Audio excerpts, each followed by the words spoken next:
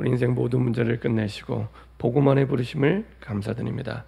그리스도만이 우리 인생의 유일하고 완전한 최고의 복음임을 깨닫게 하신 하나님, 그 복음을 붙잡고 날마다 승리하게 하여 주옵소서. 전 세계 살리는 교회 축복 속에 불러주셨사오니 그 증인으로 설 수 있도록 우리에게 약속하신 최대의 보장, 최대의 이임, 최대의 응답을 날마다 누리는 증인으로 서서 우리의 생명 되신 그리스도, 우리의 복음 되신 그리스도를 날마다 전하는 주역이 되게 하여 주옵소서.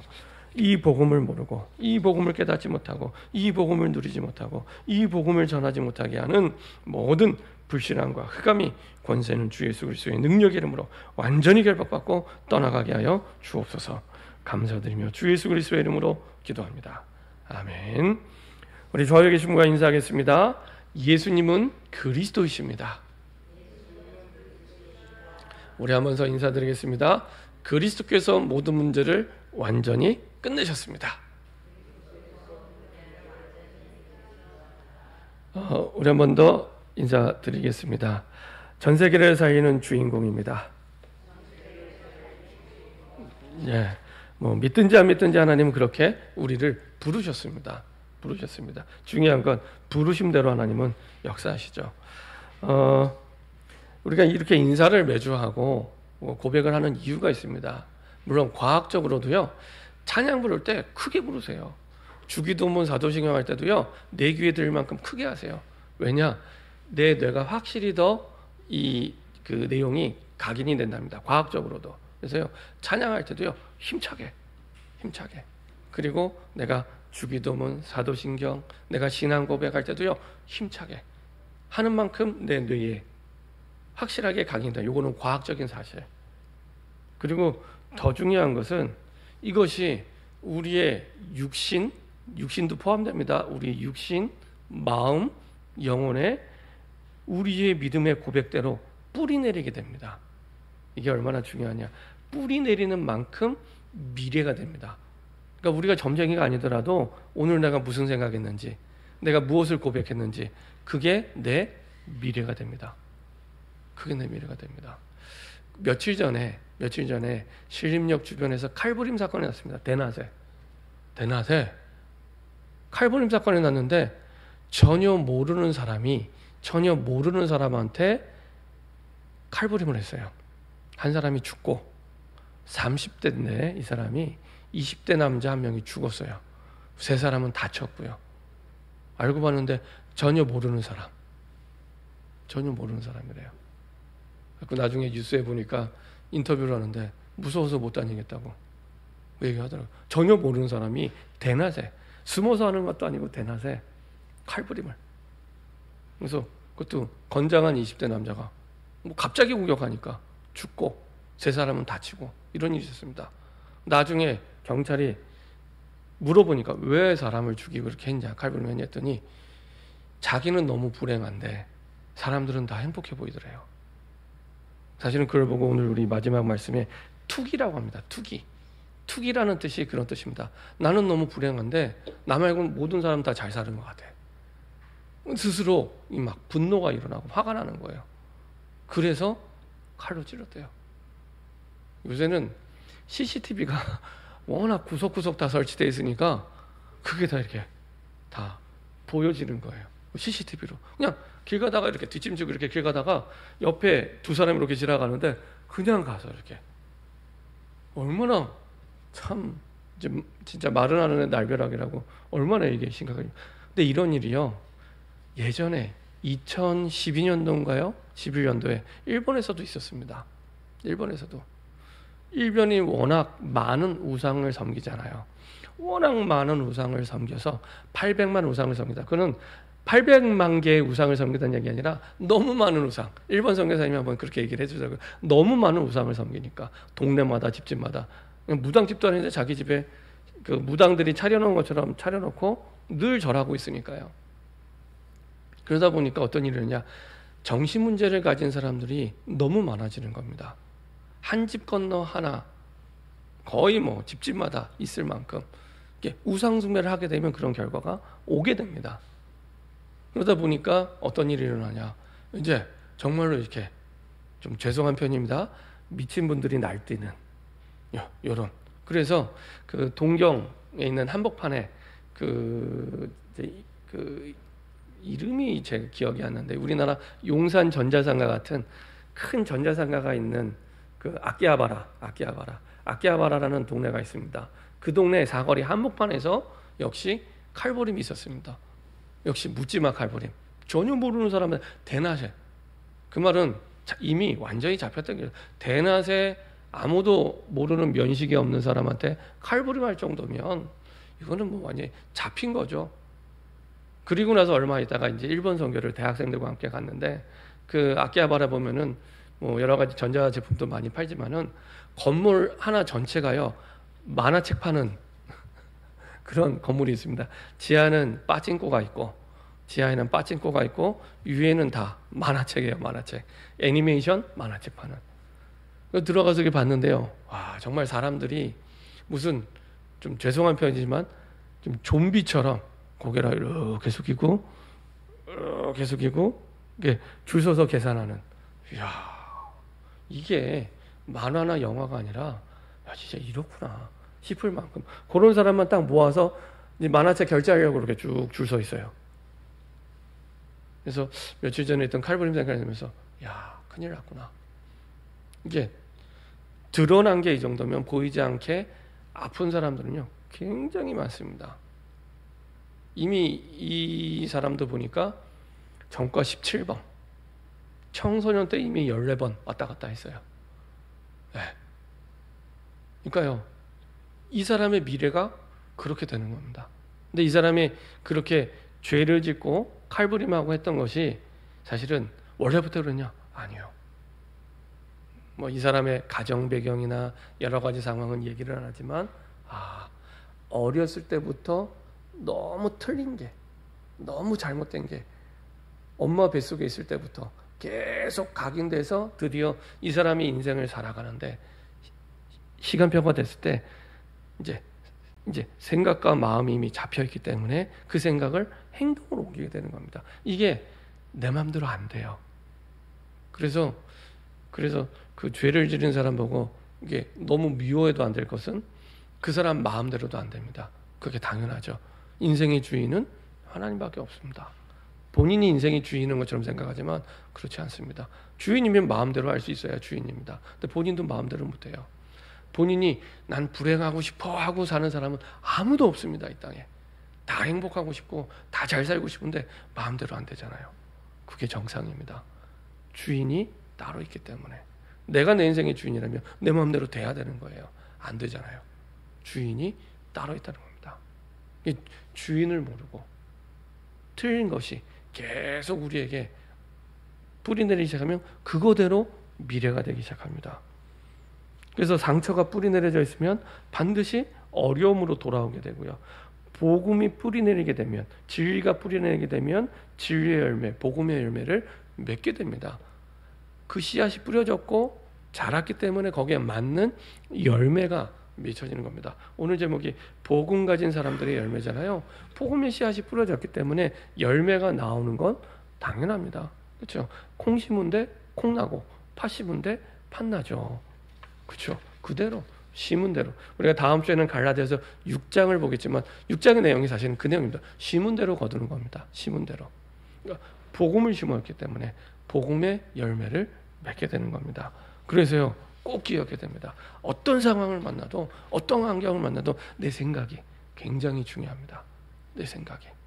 그 생각에 들어야 될 첫 번째 생각, 다른 복음은 없다.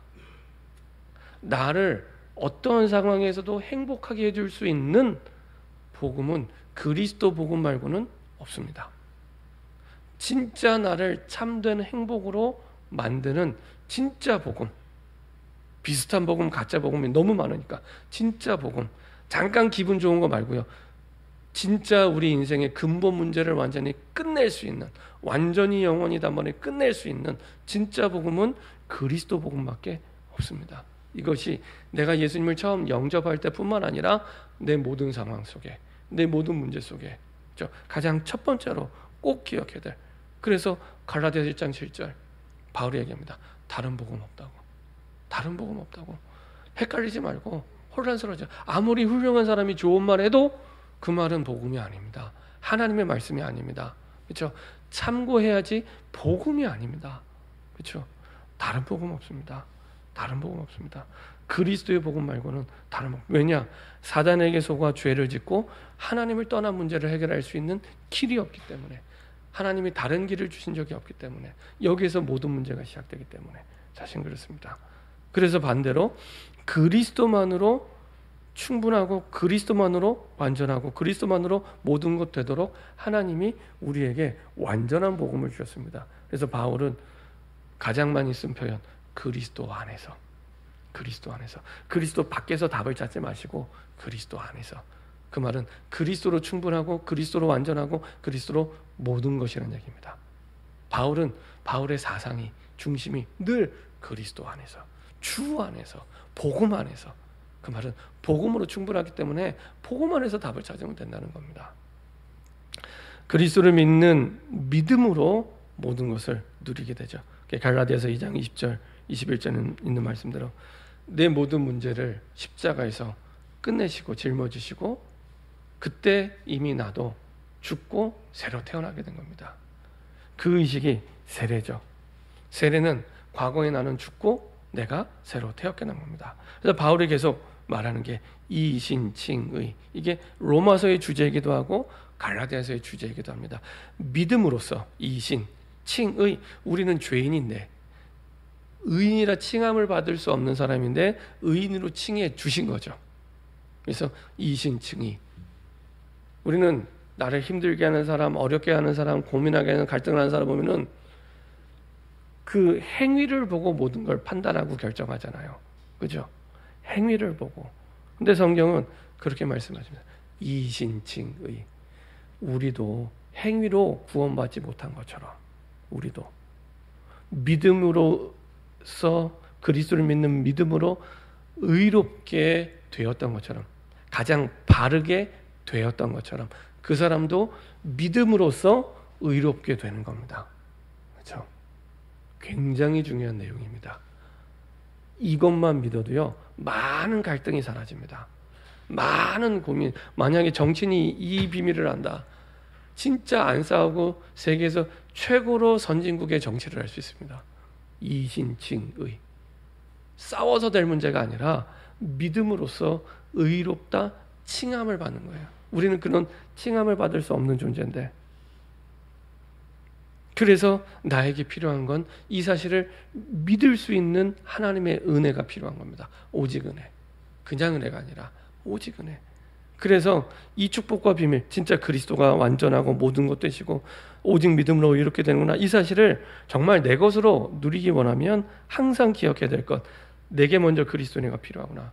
내게 먼저. 우리는 자꾸 이 사람이 먼저, 내 자녀가 먼저, 아니면 이 일에, 이 고민에 이렇게 생각하잖아요. 아닙니다. 내게 먼저. 예, 내게 먼저 그리스도의 은혜가 필요하구나. 이게 인생의 2순위, 3순위가 아니라 1순위입니다. 그러면 됩니다. 그러면 희한하게요, 내가 은혜를 받았을 뿐인데 내 현장과 나를 만난 사람이 바뀌기 시작합니다. 희한하죠. 이게 너무 희한한 놀라운 사실입니다. 은혜는 내가 받았는데 물론 내가 바뀌는 건 당연하고요, 그 시간표에 맞춰서 내 주변과 현장이 바뀌기 시작합니다. 자, 이 축복을 받고 보니 나만 그런 게 아니라 전 세계 모든 사람도 이 은혜가 필요하구나. 그래서 하나님 우리에게 전 세계 살리는 교회로 우리를 부르시고 그 축복의 주역으로 우리를 사용하고 계십니다. 그래서 그 사람이 누구냐? 세계 복음화하는 예수 제자, 전도자입니다. 하나님은 예수님의 제자들을 갈릴리로 부르셔서 세계 복음화 이전에 축복을 먼저 주세요. 그 축복이 뭐냐? 언약을 먼저 주십니다. 내게 좋은 일이 생기는 게 우린 축복이 아니에요. 그 이전에 언약을 주세요. 굳이 얘기하자면 만능 열쇠 좋아하시죠? 만능 열쇠. 아니면 뭐 도깨비 방망이 이런 거 좋아하시죠? 하나님이 우리에게 주신 좀 표현이 그렇지만 만능 열쇠, 그게 뭐냐? 언약입니다. 언약. 하나님의 말씀 속에서 항상 먼저 말씀을 주십니다. 그리고 말씀 따라서 하나님의 복을 누리게 하십니다. 그래서 언약을 주시고요, 언약을 붙잡으니까 내 인생의 기준이 바뀌는 겁니다. 내 인생이 성공이 기준이었는데, 잘 사는 게 기준이었는데 세계복음화로. 그리고 세계복음화가 기준이 되니까 표준이 달라가요. 그 기준을 이루는 표준이 달라지게 됩니다. 그 표준이 내가 열심히 일하고 열심히 돈 버는 게 아니라 하나님의 말씀을 따라 움직이는 겁니다. 하나님의 말씀을 따라. 결론에 말씀드리겠지만 너무 중요하죠. 하나님의 말씀을 따라. 때로는 내 마음에 걸림이 될 때도 있어요. 근데 말씀을 따라 움직이면 한 단계 믿음이 그때마다 성장하기 시작합니다. 그때마다 깊은 고민 속에 말씀 따라가는 게 힘들었는데 딱 따라서 행하잖아요. 그럼 이제 한 단계 믿음이 커가기 시작하는 겁니다. 자, 하나님의 말씀을 따라 움직이는 게 우리의 표준. 그때 하나님 우리의 수준을 바꾸세요. 수준. 우리의 수준은 동네 복음화도 하기 어려운, 한 사람도 살리기 어려운 수준이었는데 진짜 세계 복음화의 기준에 맞는 글로벌 수준을 하나님이 만들어 가십니다. 제가 원주에 있을 때 그 원주의 그 목사님께서 교회를 개척하시고, 우리 교회는 세계 복음화하는 교회다. 특별히 중국 선교에 이제 마음과 한을 가지고 계셨어요. 그래서 교회를 개척한 그때부터 중국 선교사님을 돕기 시작했습니다. 그래서 지금까지도 정말 그 평생의 선교주로, 심지어는 본인이 은퇴하고 나는 중국 선교하러 간다라는 인생의 계획을 세워놓고 갈 만큼 본인은 교회를 개척할 때부터. 그러다 보니까 거기에 맞게 인도받다 보니 이제 중국에 이제 미션홈이 생기고 이제 지교회당이 생긴 거예요. 그리고 거기에 아이들을 보내기 시작합니다. 아이들을 보내기 시작하고요. 그리고 나중에 거기서 이제 자란 아이들이 이제 중국의 대학이 한 4,000개가 있는데 1, 2위 하는 대학들이 있습니다. 세계적으로도 좋은 대학들이죠. 예를 들면은 시진핑이 나온 칭화대학, 그 다음에 우리나라 서울대학 같은 북경대학, 이런 대학들은 굉장히 사실은 세계적으로도 수준이 있고 좋은 대학들입니다. 근데 이제 이런 대학들을 졸업하기 시작한 거예요. 그걸 보면서 야, 진짜 맞구나. 만약에 저 아이들이 이 교회와 이 목사님을 만나지 못했다면, 세계복음화가 기준이 되지 않았다면 과연 저 아이들이, 좀 죄송한 표현인데 제가 원주에 가보니까요 진짜 작아요.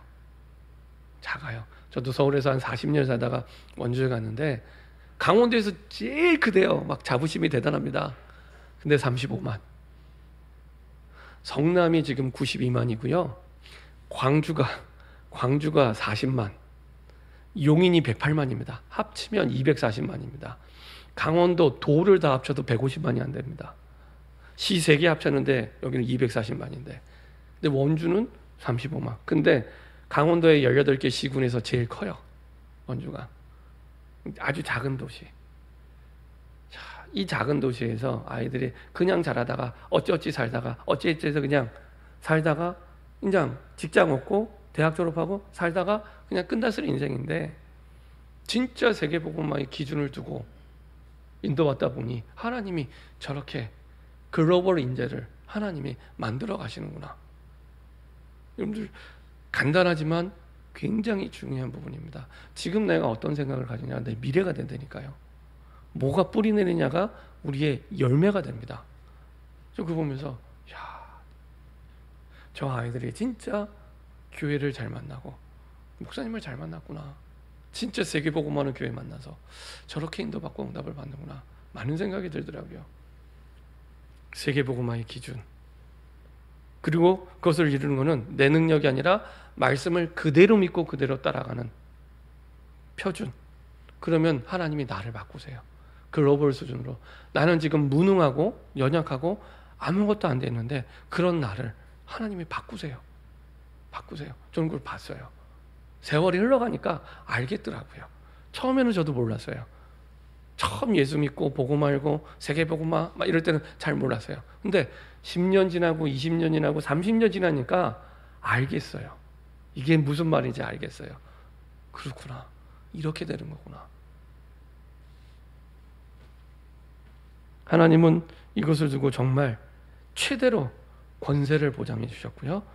그리고 정말 세계 모든 민족의 제자를 맡겨주셨고요.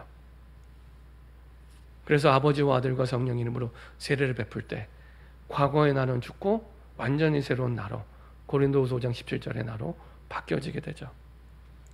그리고 최고의 응답, 하나님이 우리와 땅끝까지 항상 24시간 단 1초도 떠나지 않고 함께 하신다. 이 최고의 응답을 누릴 수 있는 자녀로, 전도자로 축복해 주신 겁니다.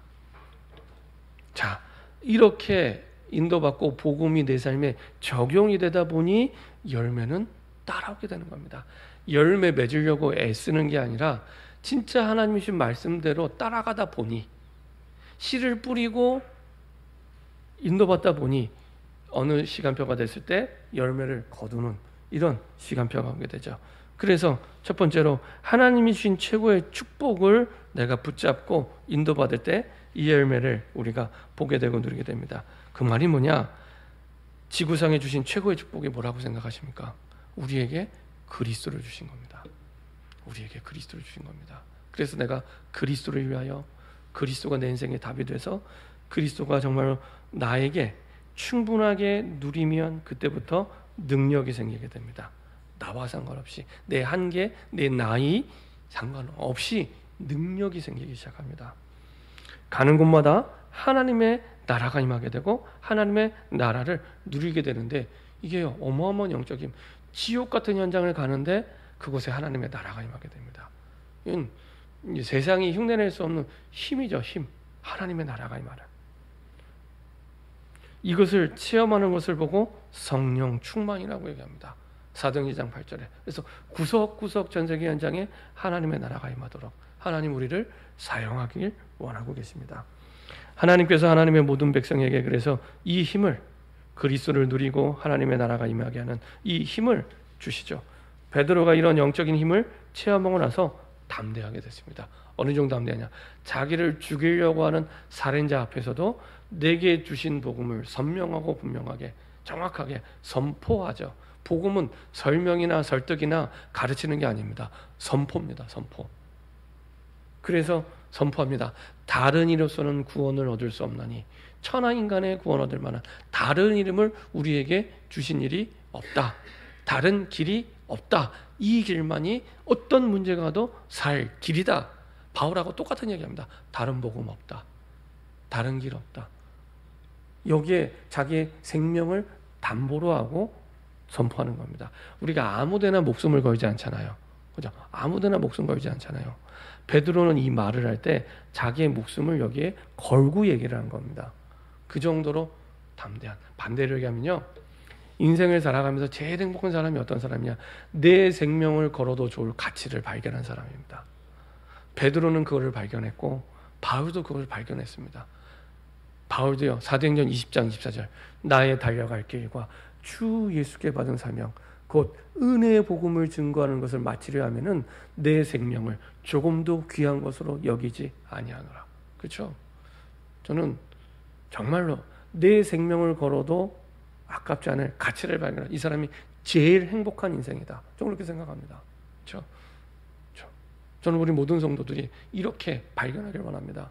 베드로처럼, 바울처럼 내 생명을 걸어도 좋을 만한 인생의 가치를 두고 내가 달려가는 거예요. 가장 멋있는 인생, 가장 행복한 인생. 베드로는 그런 인생이었습니다. 베드로뿐만 아니라 초대교회도 그런 인생이었습니다. 초대교회 모인 이 100인의 사람들, 사도행전 1장, 2장을 거치면서 이 체험을 하고 초대교회의 축복을 받고 누리게 됩니다. 이게 사도행전 2장이죠. 바람 같은 불 같은 성령의 충만함 속에서 하나님은 이 비밀을 가는 곳마다 전하게 되죠. 그래서 이 사람들의 특징, 가는 곳마다 생명 되신 그리스도를 전하게 되죠. 인생의 답이신 그리스도, 다른 복음 없다. 이거를 이 사람들이 똑같이 말합니다. 앵무새처럼. 희한하지 않으세요? 사람도 다르고 환경도 다르고 형편도 다르고 문제도 다른데 답이 같아요. 베드로가 붙잡은 답, 바울이 붙잡은 답, 초대교회 120명의 사람들이 붙잡은 답이 같아요. 그렇죠? 그게 성경이 말하는 유일한 답이기 때문에 바울도 이 축복을 체험하고 나서 세계를 바꾸는 축복을 바울이 받은 거예요. 그렇죠? 바울이 처음부터 세계복음화의 수준이 아니었습니다. 바울이 복음을 받고 나서 기준이 바뀐 겁니다. 세계복음화. 그게 사도행전 9장 1절부터 15절이죠. 그 중에 15절, 이 사람은 나를 위하여 이방인과 임금들과 왕들을 위해 택한 나의 그릇이라. 사도행전 1장 8절, 땅끝까지 증인되리라. 그 약속대로 바울을 부르셨고, 바울의 인생의 기준이 바뀐 겁니다. 잘 살아서 성공하겠다는 그 기준에서 세계복음화로. 그리고 베드로와 바울과 초대교회가 살아간 세계복음화의 기준을 이루는 표준이 뭐였냐? 하나님이 주신 말씀 그대로 듣고 그대로 따라가는. 대부분은 형편 따라, 상황 따라, 사람 말 따라가잖아요. 내 형편이 안 돼서, 상황 따라서. 근데 그게 아니라 하나님 주신 말씀 따라서. 그렇죠? 바울이 그렇게 체험하고 응답을 누리게 되죠. 이때 가장 정상적으로 열매가 나오게 되죠. 그래서 성령 충만한 힘을 얻으면 가장 정상적인 열매가 나오게 됩니다. 복음의 씨앗이 뿌려졌기 때문에 당연히 가장 정상적인 열매가 나오게 되죠. 특별히 우리가 9가지 성령의 열매라고 하는데요. 우리가 복음의 씨앗이 뿌려지고 복음을 누리고 복음을 위해 달려가다 보면 나오는 열매죠. 3가지로 나눠볼 수 있습니다. 첫 번째 3가지는 하나님께로 향한 열매입니다. 사랑과 희락과 화평. 사랑은 하나님과 이웃을 사랑하는 그 마음인데요. 하나님에 대한 사랑이 생기실 텐데, 복음을 모를 때는 하나님의 사랑이 무슨 사랑인지 전혀 모르죠. 하나님에 대한 사랑. 그러다 보니 이웃에 대한 사랑도 시간이 흘러갈수록 생겨나게 되는 거예요. 내가 그 사랑을 받고 보니 사람도 마찬가지나요. 사랑받으면서 자란 아이는 사랑하게 되어 있습니다. 아까 서론에 말씀드린 그 칼부름하는 친구는 물어보지 않아도 그런 사랑을 못 받았을 거예요. 물어보지 않아도. 그렇죠? 그러면은 사랑을 받지 못했기 때문에 줄 수가 없어요. 없는데요. 그렇죠? 하나님의 사랑을 받았기 때문에 그 사랑을 줄 수 있게 되는 겁니다. 하나님의 사랑. 그렇죠? 희락도 마찬가지입니다. 희락이 뭐냐? 우리 영혼이 최고의 복이 뭐냐? 최고의 복인 하나님과 하나됨 속에서 만족하는 기쁨입니다. 이게 희락입니다. 우리 인생의 최고의 복은 하나님과 하나됨, 함께함이죠. 그 속에서 만족하게 되는 기쁨, 그걸 보고 희락 이렇게 얘기합니다. 그냥 좋은 일이 생겨서 하는 기쁨, 그거 말고요. 왜냐? 원래 인간은 지음받은 존재 자체가 하나님의 형상대로 지음받았기 때문에 제일 큰 기쁨이 뭐가 되어 있냐? 하나님과 하나 됐을 때. 그게 인생의 가장 큰 기쁨이 되도록 그렇게 만들어진 거예요. 그래서 희락은 그 기쁨을 얘기하는 겁니다. 자, 그러면 화평은 뭡니까? 화평은 하나님과 화목하여 화평하게 된 상태. 이 하나님과 화목한 상태로부터 생겨나는 그 양심의 평안함입니다. 그러니까 그냥 내가 편안함이 아니고요. 편안함이 아니라 하나님과 화목하게 됨으로 내가 하나님과 함께하니까 너무 좋은 거예요. 이게 정상입니다. 하나님과 함께하는 게 너무 좋고 너무 행복하고 너무 기쁘고 평안해서 내 양심이, 내 마음이 그 속에서 평안해지는 겁니다. 그 평안을 보고 화평이라고 얘기합니다. 자, 이렇게 열매 맺다 보니 사람을 향한 열매가 나오게 되는 거예요. 오래 참음. 그렇죠? 내가 받은 사랑을 보니까 꼭 누르는 게 아니고요. 기다릴 수 있게 되는 겁니다. 이 사람이 구원받을 때까지. 내가 그냥 꽉 누르는 게 아닙니다. 그럼 난 병 생깁니다. 내가 누르면. 그게 아니라 내가 받은 사랑을 보니 내가 이렇게 살아야 돼. 안 되겠구나. 지난번 고린도후서 5장 13절에서 17절에 있는 말씀대로 이제는 내가 죽고 그리스도의 사랑이 나를 강권하여 살아가는. 그렇죠? 그래서 내가 다시는 나를 위해 살지 않고 나를 위해 십자가에 죽으신 그리스도를 위하여 사는 것이라. 그게 나는 죽고 이제는 그리스도에 사는 그런 새로 하나님 만난 복음 가진 자의 인생이죠. 그런 삶을 얘기합니다. 그렇죠? 그런 오래 참음. 그렇죠? 그래서 이 오래 참음은 내가 어떤 해악을 입자마자 즉시 보복하고 원수를 갚고자 하는 이런 마음과 반대가 되는, 내가 해악을 받았는데 복음 때문에 복을 위해서 기다려 줄 수 있고 기도해 줄 수 있는 그런 마음의 상태. 그렇죠? 이것을 복음 때문에 복음을 위해서 복음으로 말미암아 잘 감당이 되는 상태. 이게 오래 참음입니다. 자, 자비는 뭡니까? 자비 우리가 잘 아는 것처럼 인자한 성품인데요. 자기 자신이나 남들을 복음 때문에 복음을 위해서 너그럽게 수용하는 겁니다. 내가 받아들이는 거예요. 이전에 나 같으면 받아들일 수가 없는데 내가 복음을 받고 구원을 받고 보니 내가 받은 구원을 생각해 보니까 하나님이 나를 받아줄 이유가 없는데 받아주셨잖아요. 그 사랑을 받고 보니 받아들일 수 있게 되는 거예요. 받아들이려고 애쓰는 게 아니라, 그렇죠? 내가 그 복음의 은혜와 사랑을 체험해 보더니 받아들이고 수용하게 되는 이게 자비, 그렇죠? 양선은 이것 때문에 복음 때문에 아무에게도 해를 끼치지 아니려는 선한 마음입니다. 그게 양선입니다. 그렇죠? 내가 그냥 착하게 살아야겠다. 그게 양선이 아니고요. 자, 그리고 세 번째로 우리 자신에게 이런 열매들이 나오게 되죠. 자, 충성이란 말은 진실함과 약속에 대해서 남들을 대할 때 신실하게 행동하는 것을 충성이라고 하는데, 이거는 내가 받은 복음에 대해서 일관되게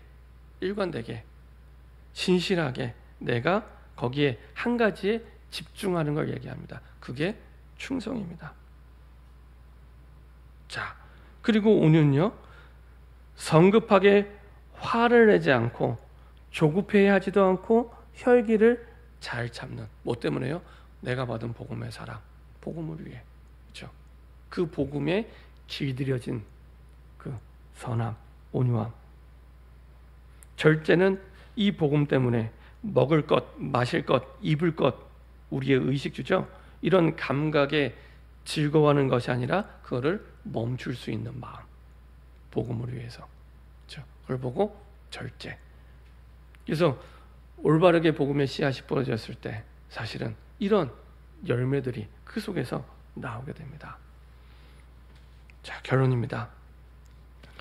하나님께서 우리에게 복음을 주셨고 그리고 복음 속에서 우리를 인도하고 계십니다. 그래서 이 복음을 누리는 하나님과 함께하는 집중의 시간이 우리에게 반드시 필요합니다. 그래서 하루에 한 번은 내가 모든 걸 멈추고 하나님을 향하여 내가 복음을 누리는 소중한 시간이 필요합니다. 기도의 시간인데요. 이때 뭘 대단하게 말하지 않아도 돼요. 그냥 내 하던 걸 멈추고 하나님을 향하여 내 마음을 드릴 수 있다면 그것만으로도 충분합니다. 그런데 많은 사람들이 문제와 어려움 때문에 괴로워하면서 이 시간이 없어요. 어느 정도로 하면 거의 99%의 사람이 없습니다. 거의. 그래서 내가 이제는 복음을 받았다면 멈추고 그리고 시간을 정하세요. 중요하니까. 여기에 모든 게 결정이 납니다. 우리의 생사와 복, 우리의 미래가 여기에서 결정이 납니다. 그래서 시간을 정하고 장소를 정하고 말씀을 정하고, 그렇죠? 시간을 정하고 장소를 정하고 말씀을 정하고 우리가 이 시간을 새롭게 시작했으면 좋겠습니다. 그러면 어떻게 되냐? 주인이 바뀌게 됩니다. 우리 인생은 주인을 바꾸면 변화됩니다. 우리가 예수님을 영접하잖아요. 그때 주인이 바뀌는 겁니다. 근데 주인이 바뀌었는데도 여전히 내가 주인 노릇을 하게 돼요. 왜냐? 우리에게 주인 복음을 못 누리면 내 주장을 가지고 내 힘을 가지고 살아야 돼요. 그게 불신자의 삶의 방법입니다. 그렇죠? 내 주장을 가지고 그것도 없으면 살 수가 없으니까 내 주장을 가지고 내 힘을 가지고 살아야 돼요. 그것을 내려놓을 수 있는 시간. 그래서 그리스도가 주인 되도록, 그리스도가 주인. 사역을 하면서 제일 사실은 안타깝고 사실 어려운 순간이 그리스도가 주인 되지 않았을 때, 그리스도가 주인 되지 않았을 때. 그래서 그리스도가 주인이 될 때 우리 인생이 바뀌어지기 시작합니다. 그리고요, 이때부터 현장을 변화시키는 그리스도께만 순종하는 그리스도의 종으로 살아가게 됩니다. 그때부터 현장이 바뀌게 돼요. 어느 현장인데 바뀌기 시작합니다. 내가 세상과 현실과 그리고 삶에 순종하는 게 아니라 그리스도께만 순종하겠다. 그때부터 우리 현장, 현실이 바뀌어지기 시작합니다. 그리고 하나님 그런 나를 세상 살리는 그리스도의 대사로 사용하십니다. 그리스도가 가야 될 모든 민족 만민 땅끝 237개 나라와 미전도 5천 영령에 그리스도 대신 나를 보내십니다. 그렇죠? 그리스도의 대사. 내 현장에 그리스도를 대신해서 자신의 나를 보내셨고, 그리고 세계 현장에 그리스도를 대신해서 하나님이 나를 보내십니다. 이렇게 하나님이 주신 복음의 열매 속에서 이런 축복과 응답을 누리는 저와 여러분 되기를 소원합니다. 기도하겠습니다. 주님 감사드립니다. 복음 가진 사람들의 열매가 무엇인지를 확인하게 하심을 감사드립니다. 우리에게 이미 주신 복음의 축복을 가지고 복음의 힘을 가지고 하나님이 주신 복음의 열매를 누리게 하여 주옵소서. 하나님을 향한 열매, 사람을 향한 열매, 우리 자신에게 있는 열매가 맺혀질 수 있도록 축복하여 주옵소서. 그래서 우리 인생의 주인이 그리스도가 우리의 모든 것의 주인 되게 하시고 우리 현장을 변화시키는 그리스도의 종으로 살아가게 하시고 세상을 살리는 그리스도의 대사로 인도받을 수 있도록 축복하여 주옵소서. 감사드리며 주 예수 그리스도의 이름으로 기도합니다. 아멘.